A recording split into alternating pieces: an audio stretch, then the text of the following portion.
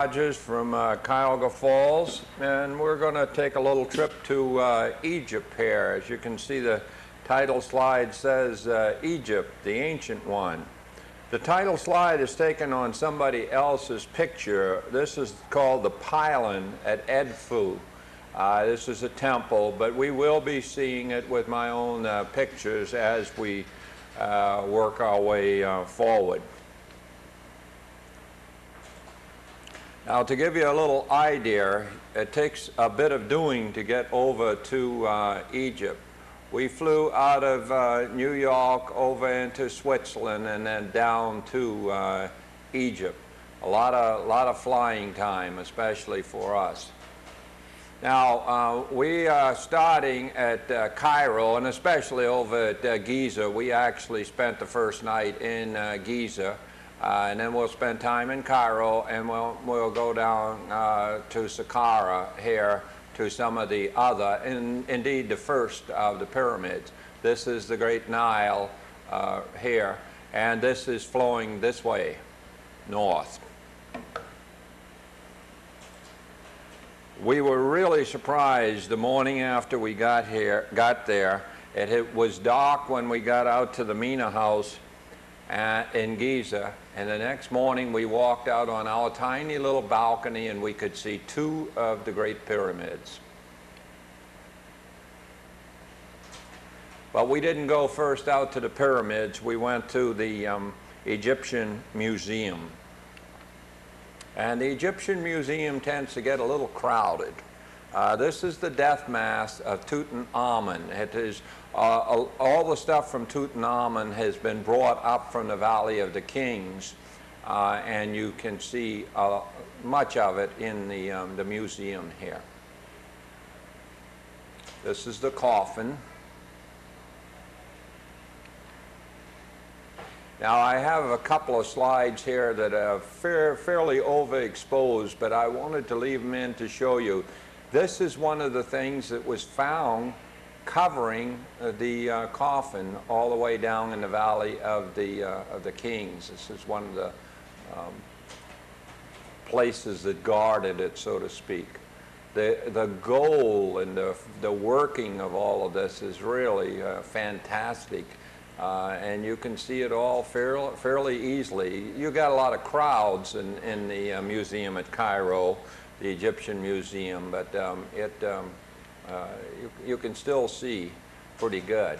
Then moving away from Tutankhamun, these are other things that have figured in Egyptian history, because you spend a lot of time in there. And remember, the bull was once worshipped, as was the sun.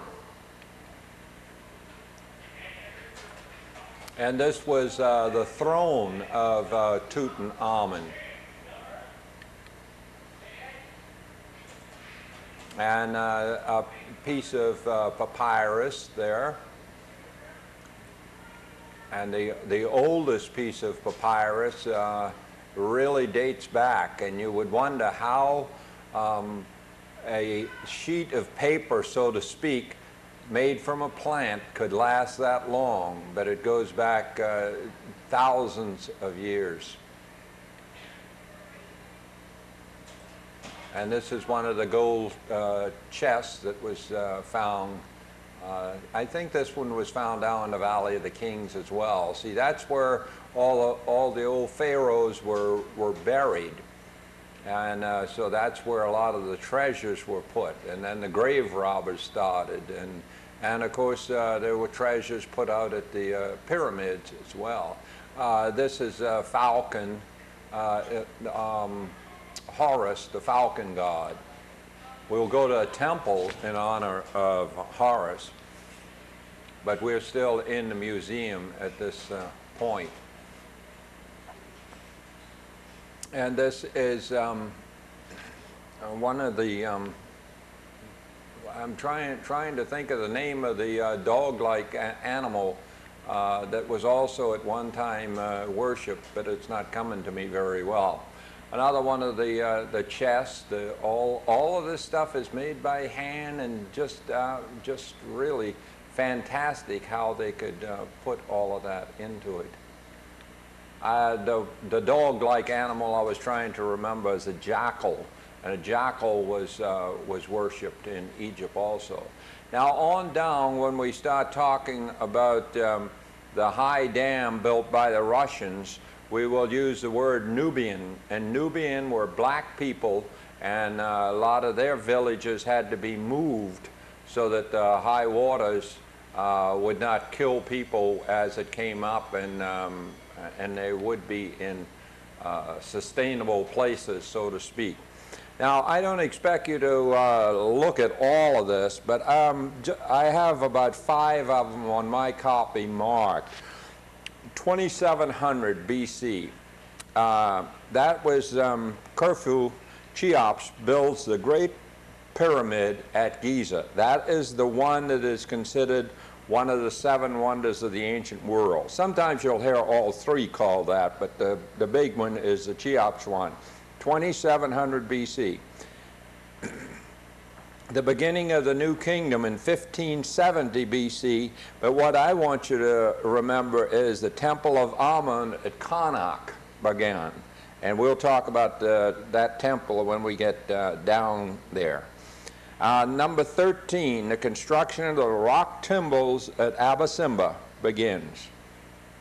And we will go to those almost to the end of the story here. And number 1250, the Exodus. The Israelites under Moses leave Egypt. Now out towards Giza, you see different street scenes like this, and then you get out to where the pyramids are, and you see some camels. There were no camels available to do any of the work when the pyramids were built. The camels came in later on. And here are the pyramids. This is the great one here. Now we will talk a little bit about the cap on this one. All of these pyramids at one time had that cap on it. That's a limestone cap. Looking on south, you see some other pyramids, and we will later go down there and you will see the first of the pyramids. It's called the Step Pyramid. But from here you can still see them because we're up fairly high. And over in the distance you can see Cairo, and over in front of those ridges over in there is where a lot of the stone for the pyramids came from. Notice all the people out in front of the pyramids at this point. This is the third of the pyramids. And Cheops was the father, and Sephron in the second pyramid, and then Mycerinus. That may not be the way to pronounce it, but that's the way I pronounce it. And then you can ride on a camel if you want to pay the price and want the thrill of riding on a camel. But my wife said she did, so she rode on a camel there. This is the middle pyramid. This is the Sephron pyramid, and you can see very distinctly now the limestone cap. That limestone cap on all of the pyramids came all the way to the ground, but the local people used a tremendous amount of material from the pyramids for their own use in building their own homes and whatever. So the caps are not there any longer except the middle one. And over there is the Great Pyramid. That's the Cheops pyramid. And there's a little building right there that we did not get to go in, but it has some of the boats that were put in with the pharaohs to help them in the afterlife. Where this is the Sephron one, and this is the big one. The Sephron one is the one we went in all the way into the burial chamber. And this is my wife in the foreground here on her camel.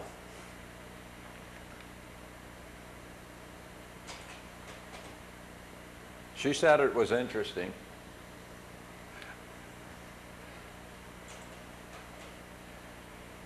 quite a thrill to be out there, and the pyramids are the only remaining of the 7 wonders of the ancient world. So that's a double thrill to actually be right there.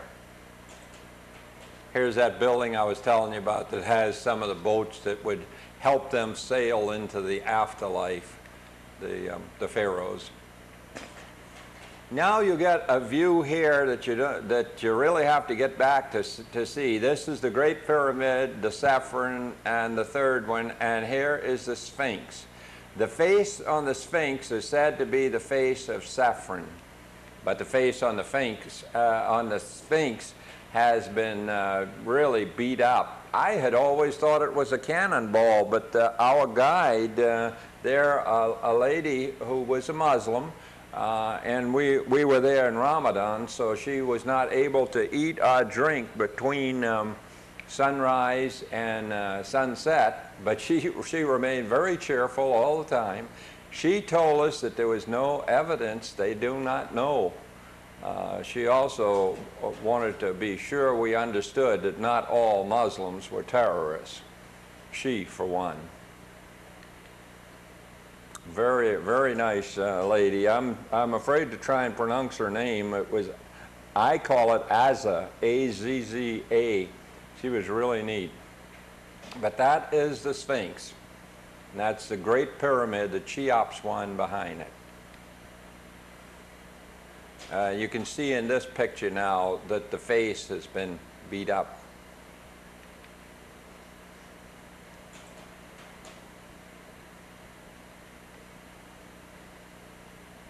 And then, lest you forget, always outside is that Sahara, and it will take you if you let it.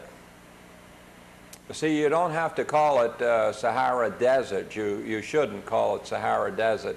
The name Sahara contains the meaning of desert. But going back in now, a lot of different street scenes. I just try and get a few that I can. And my wife, we went to a papyrus shop. You know, your guide probably gets a little kickback on some of this stuff if they sell anything. And my wife bought this of the hieroglyphics, and I have since framed it, and it's hanging on our living room wall, as a matter of fact. It's made out of papyrus, and it will probably outlast us. But notice the great streets, dirt, and selling vegetables on the corner. Now they warn us not to buy anything like this. Our food intake has to be sort of controlled because our bodies are not able to offset some of the bacteria or microbes of some sort. Notice the Marlboro cigarette thing there at this mosque.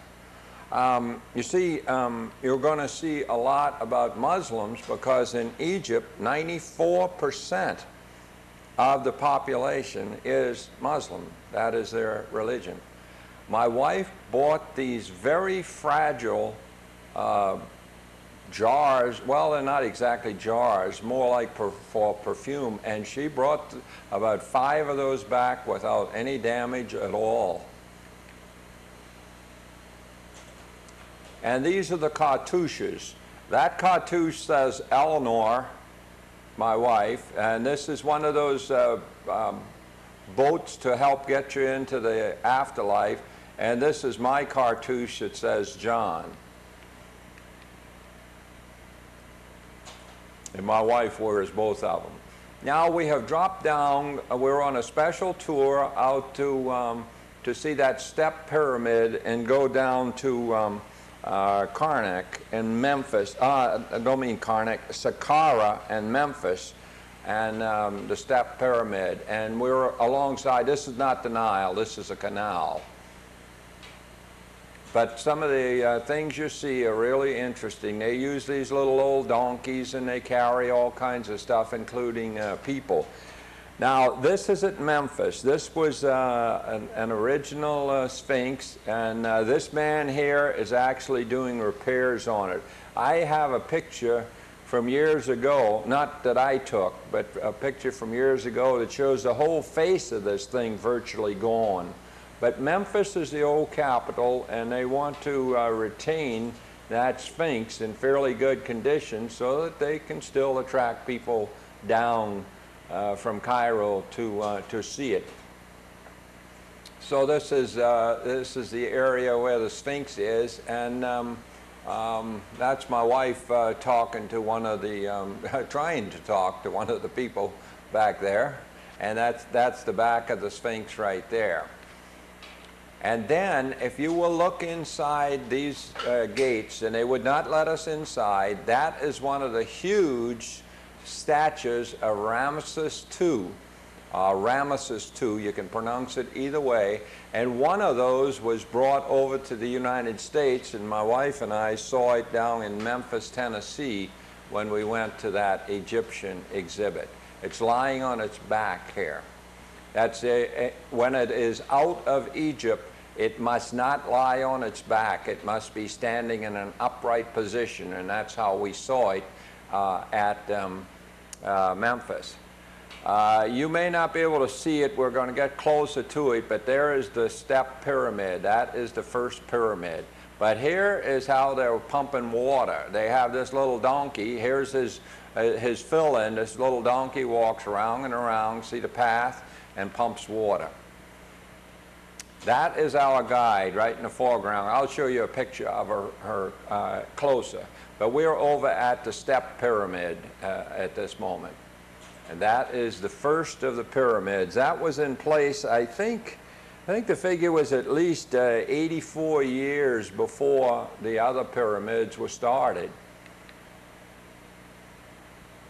In order to get in there, you go through different passageways, and you can see they're doing work to try and hold everything in place, and doing a very good job too. They're not really hurting things. They're just making it like it was insofar as possible. And then I paid both of these guys, I think, $1 a piece in order that I could take a picture of them. This one is supposed to be working. He's supposed to be doing something with that piece to put it back in that little temple-like area. And this is the step pyramid. It's not in very good shape. We were amazed, but it is still there out in the hot Egyptian sun, and they're still working on it. So it's an interesting place to be. And around it are other burial places of a much, much less status than the step pyramid itself. And this is our tour guide.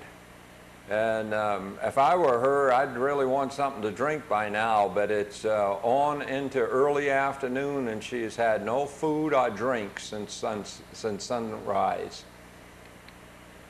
Just a delightful person, really, really nice. And then this is a pigeon house, because they eat pigeons. We had been into a carpet place over in Morocco, and we were appalled at the treatment of the young girls that were doing the carpets. And my wife and I hesitated a little bit before we went into this one. But the girls seemed to be having a good time. They laughed and kidded with each other, and wanted my wife to sit down alongside of them. And supposedly, and I guess it's true, they are learning how to make carpets that will sell. And you go upstairs into the sales room, and these couple of pictures were taken up in there. And you can buy any of these. Don't ask me what the price is. I really don't know.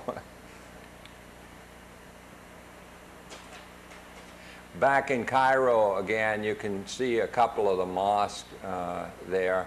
And we are just about crossing the Nile River at this point. There's one of the lions guarding it. And there's the Nile. we didn't actually see too many, but this Muslim lady here, who's the guy is passing her, and you can't see too good, but she had everything but her eyes covered, and that is the Nile behind her. And then was I thankful that we had gone to the museum, the Egyptian museum, when we did. I took this picture from our hotel because we were not flying down to Nairobi in Kenya until that night. So we had a little bit of time. But here's the crowd over at the museum waiting to get in. And here is rush hour along the Nile. Bad as any place you can see. And I would really never attempt to drive in Egypt. And then we looked from up. We were in a nice hotel because our flight was not until midnight. And I just took my telephoto and shot down some of the pictures around. But look at oh, just devastation, just awful. And here a lady had put out, here she is here, she'd put out her wash, but half of her house has no roof on it. And here's a man over in here, and I just watched her, and then I watched the traffic. I'm not just sure how this picture should be presented. That is actually the way I took it, but it looks like it might be presented on end a little better, but just jammed up at rush hour. And then before we left that night, I took a few more pictures, and as darkness came on, this is all Cairo. Now Cairo has, I think, about 25 million people. It is, of course, the largest city. The population in 1990 for Egypt was a little better than 56 million, compared to about 250 million for the United States. But Egypt was doubling its population every 27 years, compared with 77 years for the United States. Now, we are going down, we're going to fly down from Cairo to Luxor. Luxor is the old Thebes, which was the capital. Across the river will be the Valley of the Kings. This is the Nile, and the Nile, remember, is flowing this way. And then here is Esna, here's Edfu, and Edfu is where the tidal slide was, the pylon of the tidal. Here's Komomba, and then down all the way to Aswan. Now these little girls, they were conning each other. I had paid the one little girl on the right for something, and this little girl tried to collect also, but that one was conning the other one, but I didn't pay him again. But you would go back into these areas. We had a wonderful, wonderful tour guide. We were on a Colette tour, and he would take us into these back areas that he knew, and we could see all kinds of neat things, and we did. We went with him all kinds of places. Before I go any further, there's one thing I want to tell you about Egypt. Only 4% of Egyptian land is used for cultivation and the living space. You see, that desert is out all around you. We are now based on a boat going up the Nile for 4 days and nights. And so I'll show you some of the encroachment of that great Sahara. And here's some of the back streets in Luxor. And again, we're going over to a carpet place, and we have two ladies from Mount Vernon, Ohio with us that we sort of palled around with. Here's a school. This is the part that the normal tourist doesn't get to, and that's why I was so thankful we had a tour director that was venturesome and was willing that we should go with him. A lot of dirt, a lot of dust, But you know, I kept taking pictures and nobody ever waved me off or anything. I was really surprised. I was prepared for it, but it never happened. This lady is from Mount Vernon, and can she bargain? She can drive a hard bargain with these people. My wife teamed up with her, and my wife would let her get the price down, and then she would go in on the buy. And this is the conveyance that we got back to the boat on, horse carriage. And then we went over to the great temple of Karnak. Here are all the sphinxes lined up.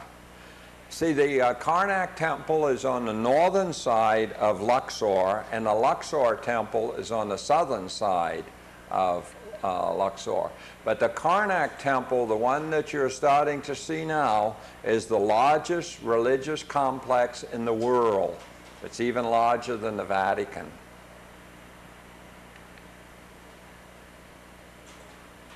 Things are missing here and there, you understand, like legs and stuff like that, sometimes heads. But look at all of the columns. Look at this place.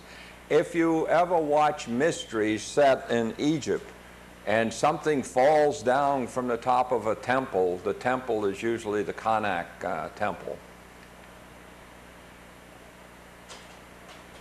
Walls and walls of stone, and a lot of these stone walls will have hieroglyphics and all kinds of carvings on them.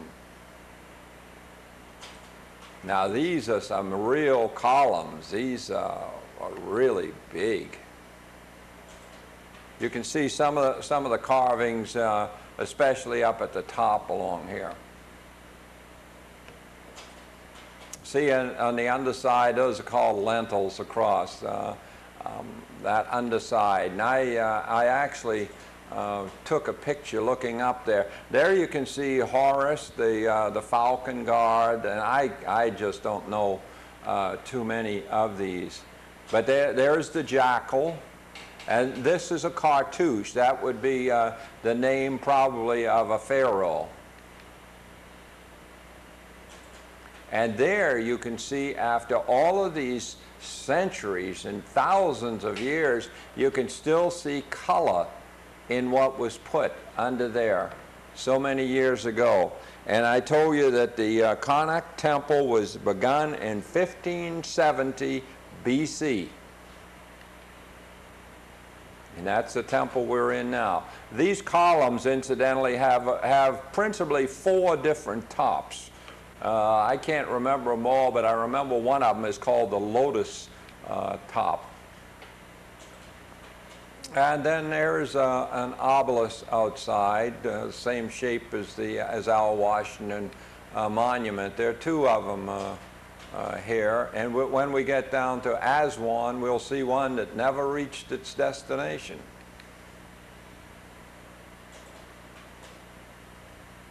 And the pharaohs would do all kinds of wonderful things. They would deface a previous ruler's stature and make it into their own. Ramses II was really great for that. Here's one of those obelisks that actually fell, but you can see a lot of the carvings on it. And the scarab beetle, our best example of it is the June beetle, or what's the other? The Japanese beetle. But that was worshipped at one time in Egypt, and this is a big facsimile of one, and that's some of the temple in the background. You can see that obelisk that we were close to now. And behind me, I didn't really go up there to photograph. There are 2 ponds that are supposed to be sacred ponds. I was more interested in getting back into the temple and seeing some of these kind of things. This represents Ramses II. And just on a wall, here's all the carvings. And remember all of that. Probably a life's work for somebody to get all of that carved.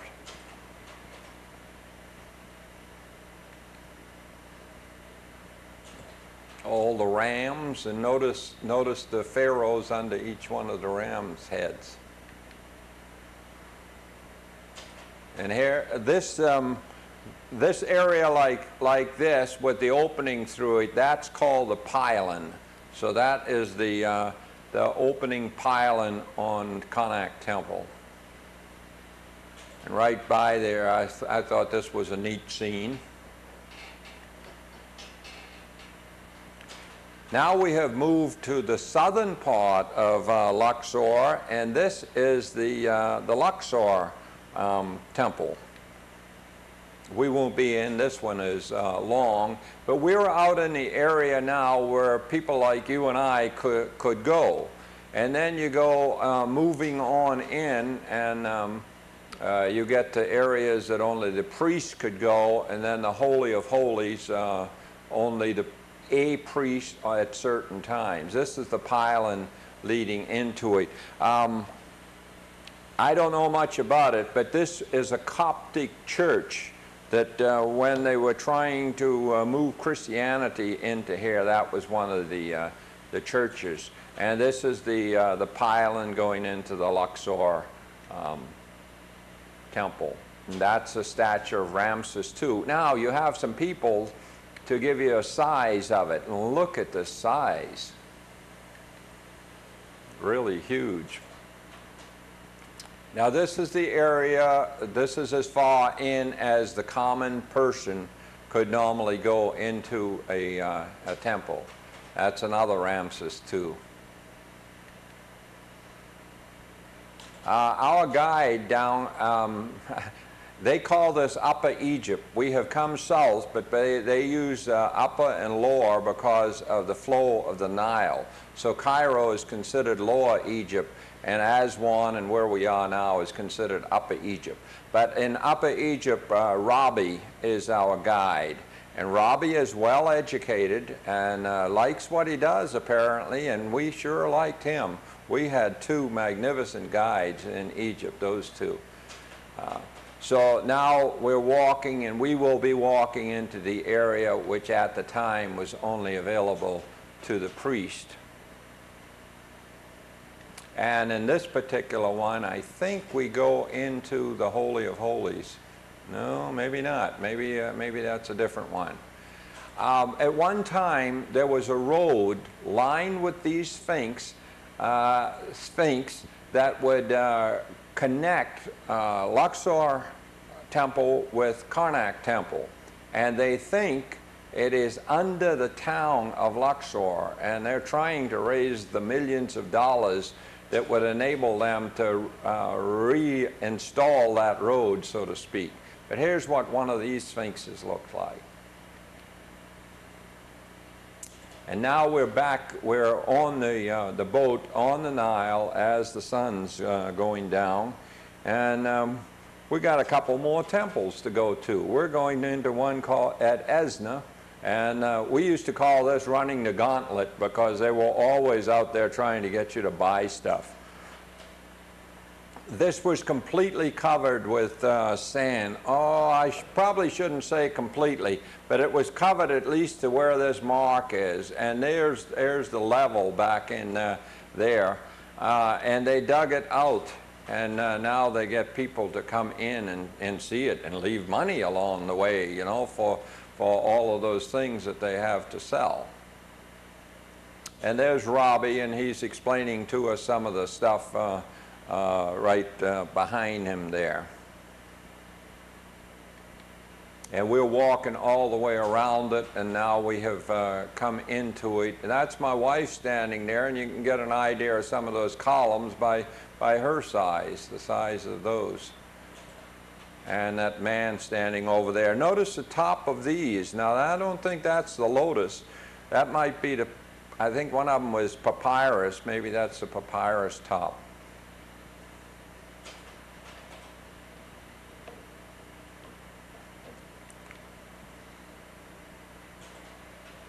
Now we have gone on the other side of the river. No, wait a minute. Esna is on the west bank of the river, and we're going to stay on the west bank of the river for a while. And we're going out to the Colossus of Menon and over to the Valley of the Kings and so forth.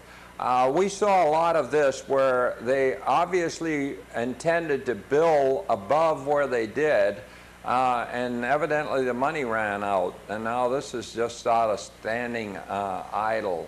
But I'm taking these pictures from the upper deck of the boat as we move along, and this is a sugarcane operation. Not necessarily the stuff in the foreground, but the sugarcane is on the cart, on the wagon there.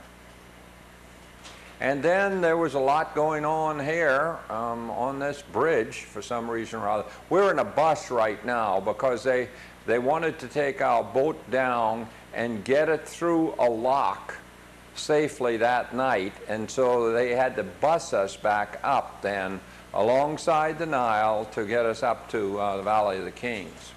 But where we are now is the Colossus of Memnon. These things are about 70 feet high. I had it written down with 20 meters, but I wrote it down as feet after I had that written down. And each one of them is from a single sandstone block. And out here, right by them, there used to be a temple, and there was another couple of statues. But you notice the dry hillside back there, and the little village going up alongside of it.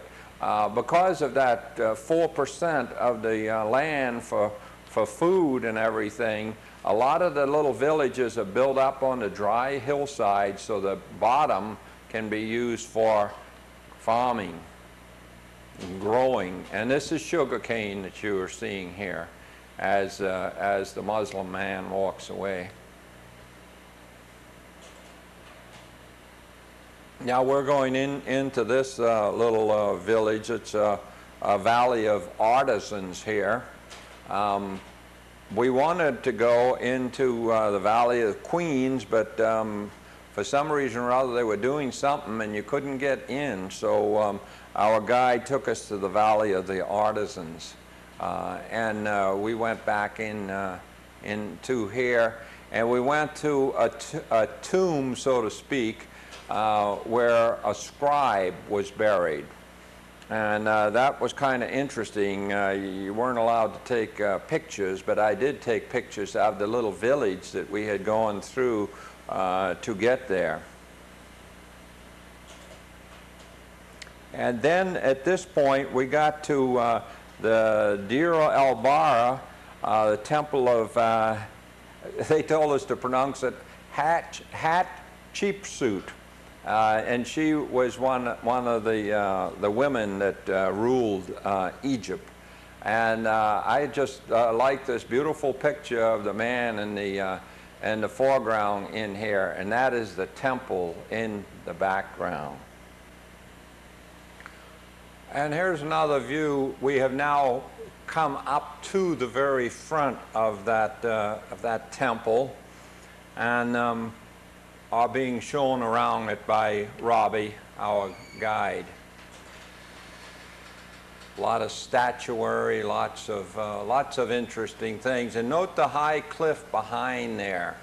On behind that high cliff is the Valley of the Kings, which we will get to in a moment. Notice up behind Robbie is a bull and a sun. And those were two of the things that were at one time or another worshipped there. Now, we're looking straight out from this, and across the river, across the Nile, is Luxor, where we saw, as a matter of fact, it is said that one of the line-up points from here will line you up with the Karnak temple, somewhere over in there, with the Nile in between. This is a German archaeologist, and he is supposed to be trying to put all that back together into something meaningful, and better him than me. But look, after all these years, the condition of these columns. There's the two closest to us look like they got some defects, but all the rest look like they're in perfect condition. And then even the colors in these pictures on the walls, just good after all those centuries. And that's what it looks like as we walk away from it. A lot fewer people than when we first got there, but very, very nice. And this is some of the stuff they found out in front of it. I'm not just sure if they have determined exactly what this is, but there's the temple where we were, right back in there. And this man was so proud that he had been to Mecca twice. And if you go to Mecca, you are allowed to do a certain amount of decoration on the front of your house of this nature. You can see that jackal there, the motorcycle here. But he had been there twice, so he really had his decorated up. And this is a cat made out of basalt, and it has a cobra right here. And it was made right in his home, and my wife bought that, and it sits on our mantle today. But here's some of the stuff that they were making and probably trying to sell. But he was quite nice and not as pushy as a lot of them we saw. Now, you talk about pushy, we were in the Valley of the Kings, and in order to get from our bus back into here, they were really pushy. The gauntlet, again, as we call it. That's the tomb of Ramses IV that is back in that opening. And this is, they call this the natural pyramid down here in the Valley of the Kings to link up with the pyramids on up at Giza. And this is the one that everybody heads for. This is the going down into the tomb of Tutankhamun. Now, I had photographed this all the way. It will not quite come in focus, but I had photographed it up in the Egyptian Museum in Cairo to show the different compartments that made up the tomb of Tutankhamun. And when I told you about something that was overexposed, it was one of these jackets, one of these great jackets over the actual body. Now, I took this picture from something after I got home, but that is what it looked like down in the tomb of Tutankhamun. You were not allowed to photograph, and yet I heard somebody down there, and I did a little photography myself, but not right down in the chamber. Robbie was a little perturbed with me, this is Robbie, that I gave this man money to take his picture. I found out later, even though that man is a Muslim, he is an alcoholic, and Robbie didn't want him to have the money. And then the last tomb that we went to is Marapoth. It's probably not the way you pronounce it, but we went in that one, and this is where I did a little photography, since I heard one of the guards tell somebody, "Oh yeah, you can go ahead." Not in the Tutankhamun one, but in here. And that's what you went through to get back to your bus. There were people lining there, and you really had to come to close quarters with them to get on through. But, there was no physical obstruction or anything. You just marched up and on by. And that's one of the ways, one of the paths out of the Valley of the Kings. Right along the Nile, bananas growing. Now we'll be on the Nile now until we get to another temple, and this will be the temple at Edfu. Different scenes along the Nile. Notice the Sahara right out behind everything. As a matter of fact, coming to the edge in quite a few cases. He's bringing down a water buffalo, and they're doing clothing and probably washing dishes and getting water out of the Nile all at the same time.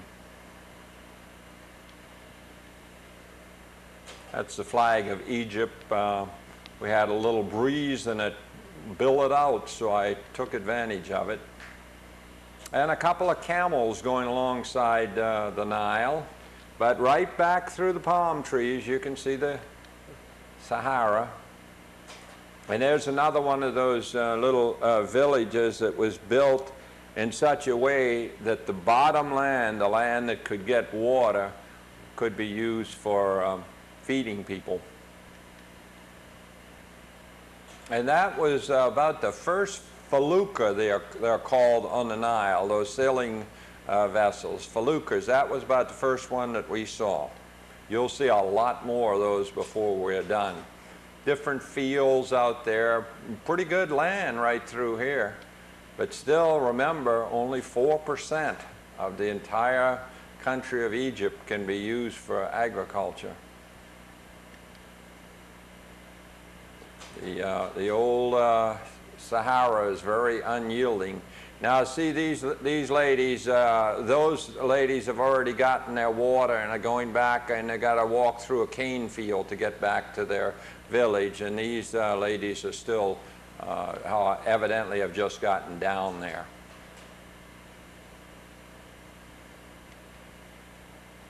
I found it absolutely fascinating. We were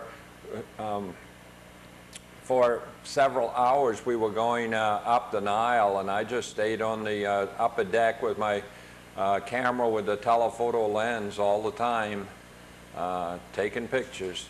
And see here, the Sahara comes almost down to the Nile, within 20 yards of the Nile. Not much in the way of agriculture there. There's an old mosque, and it actually looked like it was vacated, but it may not be.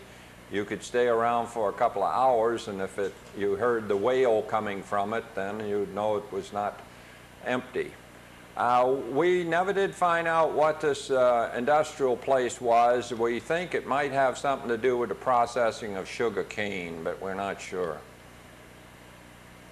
And then we were down to Edfu. We're going into the temple of Edfu. This is going to be the cult temple of Horus and the goddess Hathor. This will be the pylon that you saw in the title slide, will be the entrance to this place.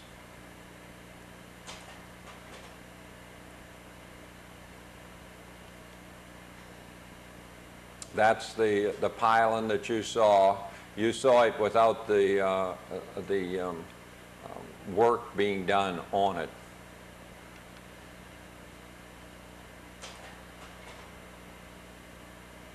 This one was also pretty much buried in sand and had to be evacuated. Excavated, I mean, not evacuated. Yeah, you evacuate the sand.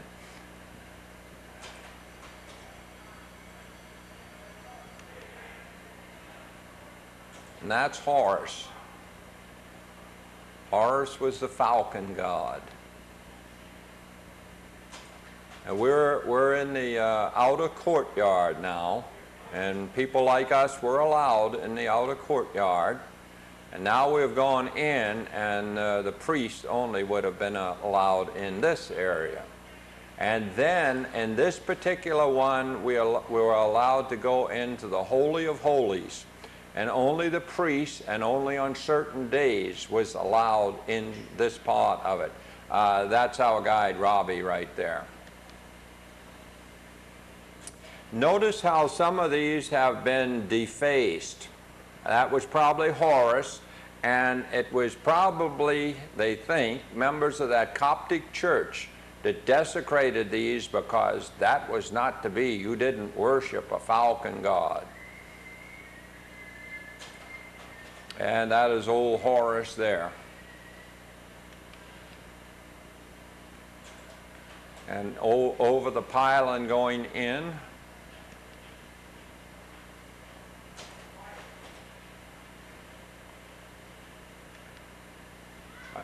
I'm back in that outer courtyard now.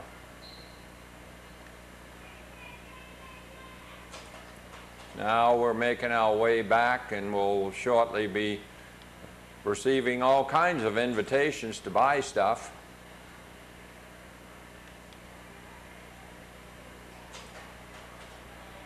And they really line up around there. They really depend on tourism in Egypt, especially down in these little towns. That's what gives them the infusion of money that they can use to keep things going.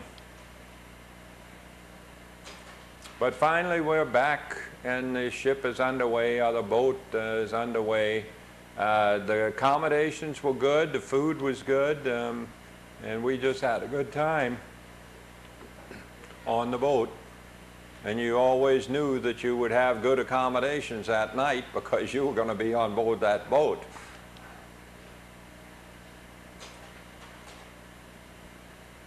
Very treasured area here, the green fields. And this guy was trying to do something with his sail. He's on his felucca. And this was a place where you could catch a ferry across the Nile. And then they had teamed up two feluccas, apparently owned by the same people, and they were flying the two together. They were sailing the two together. Now, if sometime in the future you really want something to do, as I understand it, this area has never been excavated, and it looks like a lot of things might be possible there.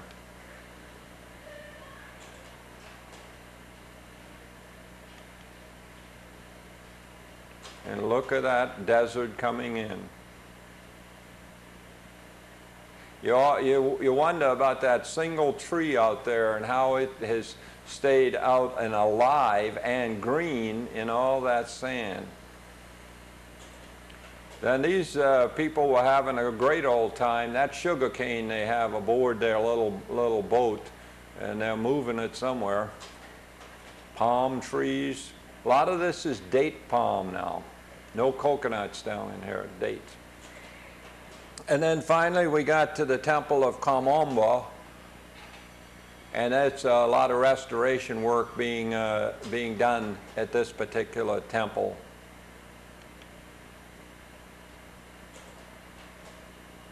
Now there's Horus, the falcon god. This is the, I wanted to say alligator, but I think I mean crocodile god.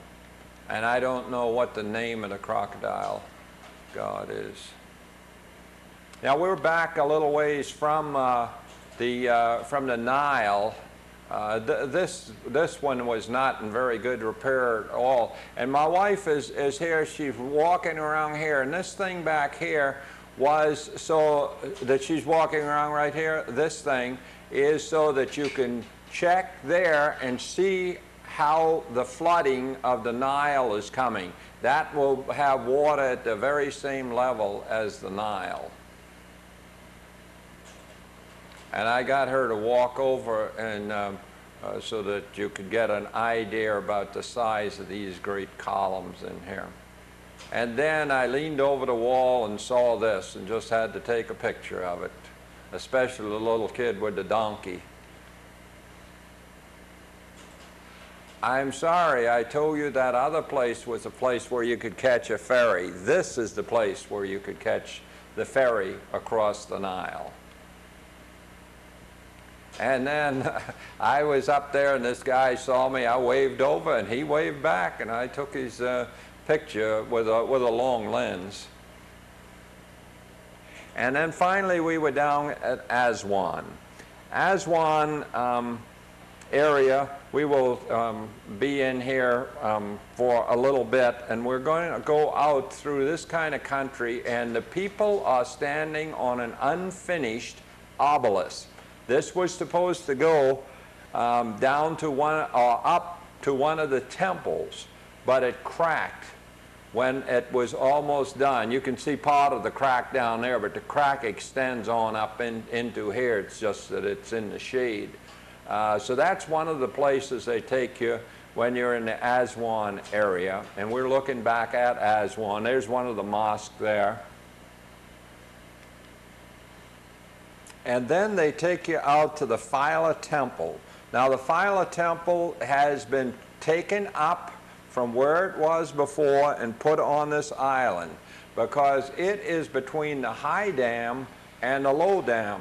The low dam was the British dam, and the British dam was going to flood this temple. So all of this has been brought up out of the advancing Nile. And this was before the Russians got there. But it's all been put back together, and there is the magnificent pylon leading into the temple proper.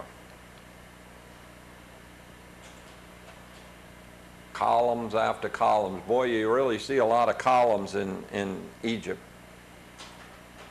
And then we're starting to trickle through the entryway.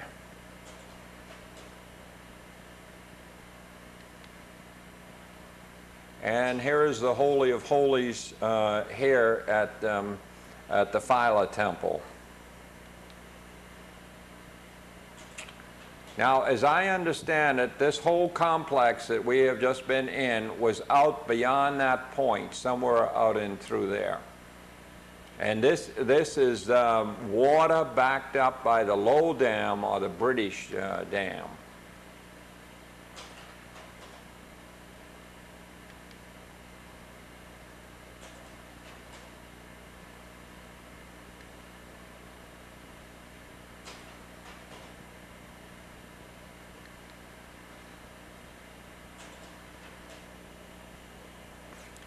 Quite a place, the Phila Temple.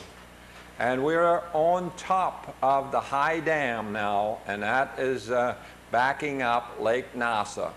Being a Sierra Clubber, I probably should call it Reservoir Nasser.